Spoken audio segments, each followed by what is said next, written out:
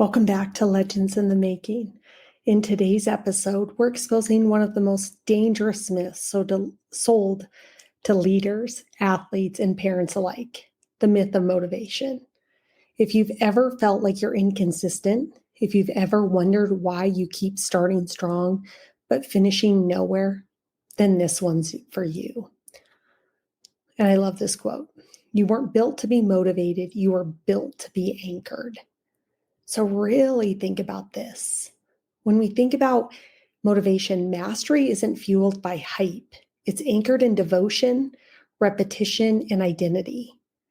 Motivation may start the journey, but only mastery gets it finished. So let's jump right in. And when we think about what are really the pain points that we come up against here, and we live in a self-help world that's created a dopamine addiction. We've also live in a world that we want somebody to just tell us what to do to fix the problem. Like there's a one size fits all solution. And the reality is there isn't a one size fits all. It is discipline and finding out what works for us to really make our dreams come alive. I mean, we all love that hype, that motivation, but it's like once you've had that hype and motivation, how do you carry that in to who you are and what you're meant to do? And that's where the magic really happens, is that transition point between the inspiration and the actual action. And most of us love the inspiration. Even we see it in corporate America when you go to work conferences. It's like, we got to get people hyped up, and you get them hyped up at these leadership conferences, have guest speakers, whatever. And then you send them back to their jobs, back out into the field. And pretty soon, all that momentum and all that time that you spent just fizzles out, because there's no system, there's no process, there's no integration. Like that's the real work that's meant to do, not these hype campaigns, but it's the true integration of how do you make whatever you're hearing part of what you then do. How do you translate that? And that is the work of discipline. That's work of the routines that you come up with that help you stay consistent even when you don't feel like doing them. I believe, and we believe at Blueprint to Blue Chip, success should feel exciting, new, and empowering every day. But the reality is it's actually driven by repetition. It's about doing the same thing over and over and over again, even when you don't see the result.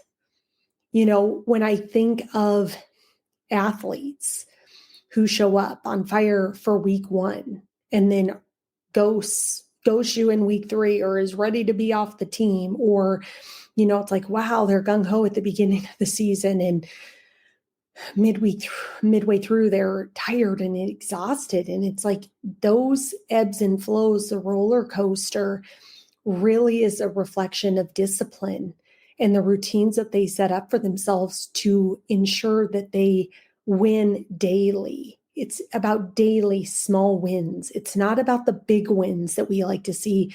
It's about, how do I show up day in and day out relentlessly in pursuit of who I am, who I'm supposed to be, and what I'm supposed to accomplish.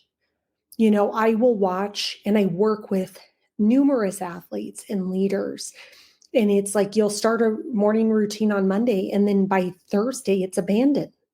So it's like, yay, my motivation. Or I see this a lot in the fitness industry when it comes to, even in Blueprint to Blue Chip, when we talk about food and fueling our bodies. Pardon me. And the workouts that we need to do. And ultimately, what happens is they start out strong, and then by the end of the week or maybe the following week, now we've got the Oreos creeping back in, the M&Ms, you name it. It's like, I was good for 3 days and then I fell off. It's like, how do you create system routines and habits that can last day in and day out? And if you do happen to fall off, because we are human, how do you quickly get back on track? And, parents, I see this too with parents that set high standards, but can't enforce them when it gets hard. You literally sometimes, and I'm a parent, you feel like you're negotiating with a terrorist occasionally. And I mean that very lovingly. I love both of my kids, but it's like, wow, like, how do we have a conversation? They feel heard and seen as an individual and as a growing young adult, but also set the standard of my expectations, knowing that I am still their parent. I'm still their mom. So a lot of times people are not stuck because they're lazy or they're stuck because they lack motivation. They're stuck because they didn't learn how to create the habits instead of chasing the hype. And if you're chasing the hype, it is extremely hard to maintain that. I can relate to this all the time. This is something I myself, doing this work, leading this work, have to do daily with my own self of what's the first thing that happens when I wake up? How do I get myself into the state that I want to be in?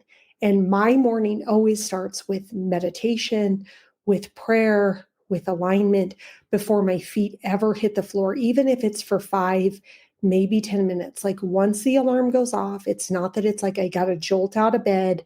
It's like, okay, I'm just going to, now that I'm awake, I'm going to spend some time connecting in with who do I want to be?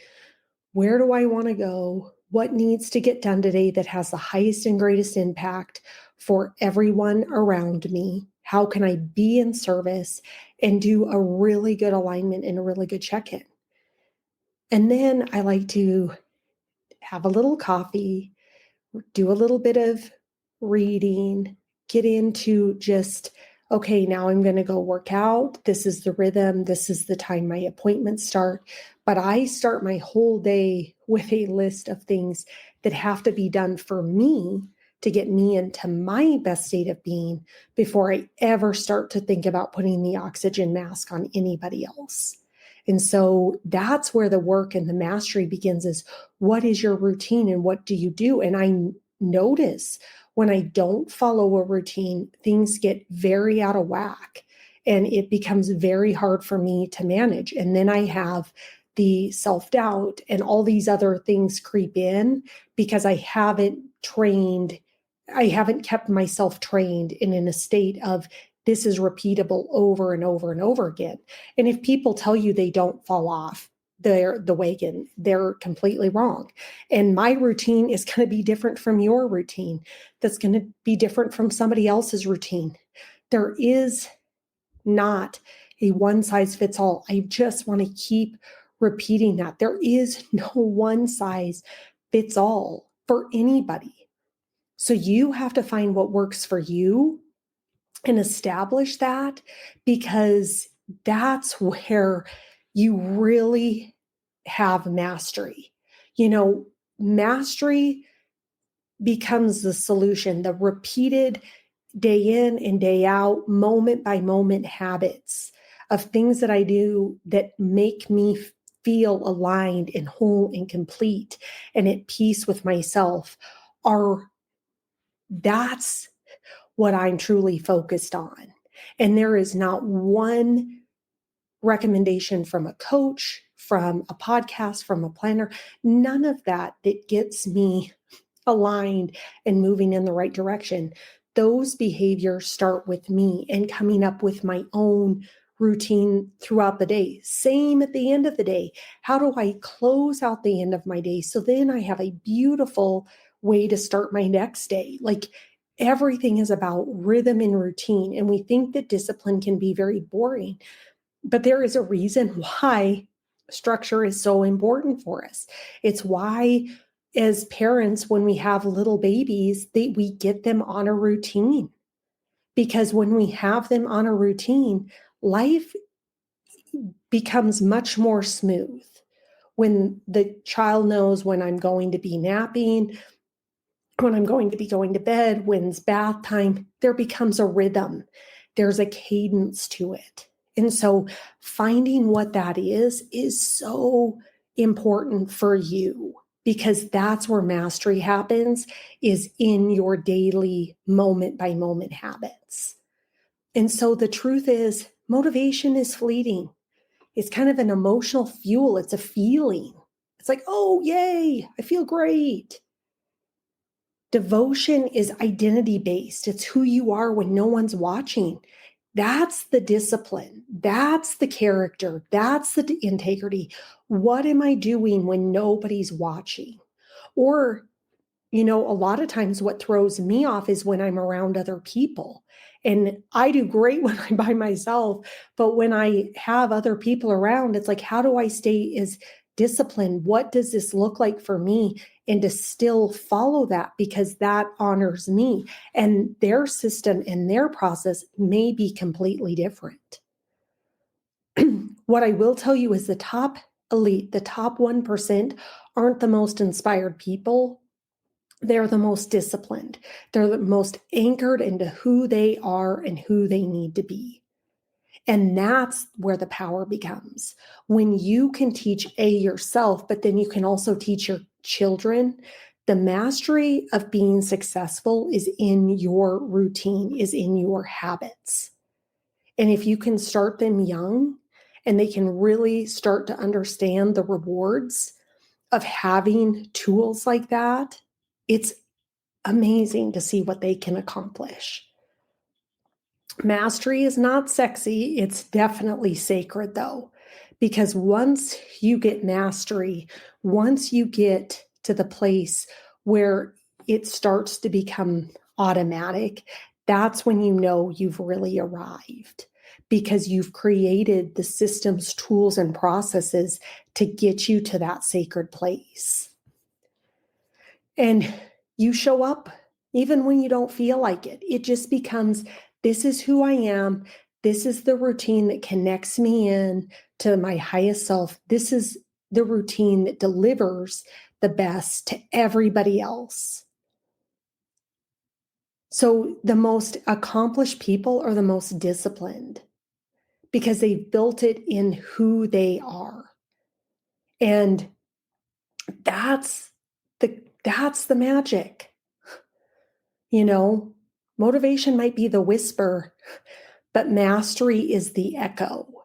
So do you want to hear the whisper, or do you want to hear the echo? And do you want to do the work that gets you there? But understanding all the things that you need to do in order to get there, that's the work that has to be done. It's really easy to say, like, oh, just go do this. And I listen to a lot of stuff like that, which again is kind of that motivation, that hype, but then it's the how. How do I do that? And this is what the 1% do that are different.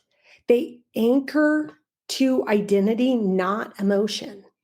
So who am I becoming replaces how do I feel today? It's not about your feelings. It's who am I supposed to be and what am I supposed to be doing? And am I doing what needs to be done? They also build systems. They don't build hype. They follow a rhythm. They follow a routine. It's not about excitement.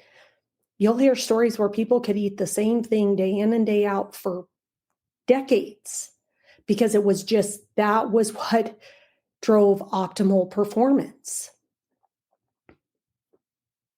How many of us could do that? Probably not very many. Like, here's my system and it doesn't matter what's happening. This is how I'm following it. And you create enough structure to be able to follow it. You also can embrace the boring. Repetition is a spiritual practice. It is essential. There is beauty in being able to do something over and over and over again with discipline and not question it. Like, that says a lot about you if you can wake up, go through the same motions, do the same things, be consistent in who you are, deliver consistently. That's magic. So ask yourself, if I did the unsexy thing for 90 days, what would my life look like? Journal it. Decide if hype has been costing you breakthroughs. What are the unsexy things? What are the daily disciplined ritual things that you need to do day in and day out for the next 90 days? And if you did those, how different would your life look? If this landed with you, it's not about the hype. It's about finding the discipline to root into this universe who you truly are. And I just continue to invite you deeper. So if you are a parent athlete that wants to have a more disciplined routine for yourselves as well as your athlete, book a call, reach out. I offer 5 days of coaching in a mini challenge that's a reset. It's free. I ask that you make a donation to a nonprofit. 5 days, 5 hours of coaching, completely on me for making a donation to my favorite nonprofit to help you start to get the systems, tools, and processes to align and become disciplined and execute. So again, I will include the link below, and I can't look forward to working with you. So your legacy won't be built in moments of hype. It will be built in the moments you show up without applause.